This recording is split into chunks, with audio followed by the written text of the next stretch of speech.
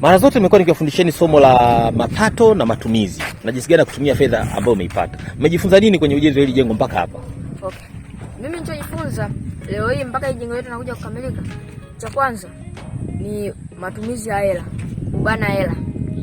Mimi nilichojifunza ni kwamba unakuta vifaa vile vya ujenzi labda ukienda Karume vinauzwa 100,000, ukienda tuseme huku maybe wapi Kigamboni unakuta vinauzwa maybe 150,000. Inabidi uende kule Karume kukuta kile kitu ambacho ni bei nafuu.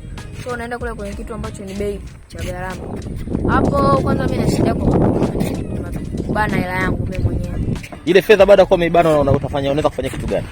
Ile fedha iliyobaki hapa naije kufanya investment. Iendelee vizuri. Okay. Sawa.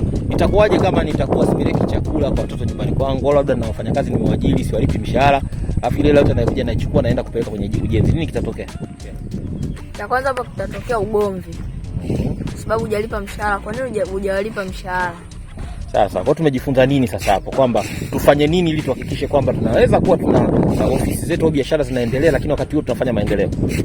Bana matumizi. Maana ukinunua kile kitu kwa express wakati kuna bei rahisi, utakuwa ni uharibifu wa hela. Sawa. Unaweza kutolea mfano wa siku ambayo mlitumia hela vibaya na mkagundua mlitumia hela vibaya? Unaweza kutoa mfano? Mfano wa jana. Sasa jana kakaangu alienda kununua sabuni. Sabuni hizo za aina mbili, Axo na Omo. Badala anunue sabuni ya 8,000 ameenda kununua 9,000. Kwa ile Omo kuna mali ilikuwa inauzwa shilingi 8,000. Na alikuwa anajua. Lakini akaenda kununua shilingi ngapi? 9,000. 9,500 ilikuwa, si ndio? Kwa hiyo shilingi ngapi imeongezeka hapo? Ongezeka 1,500. Ile 1,500 ingetumika kufanyia nini kama asingetumia kununulia sabuni? Tunanunua karoti, vitu vingine vya nyumbani.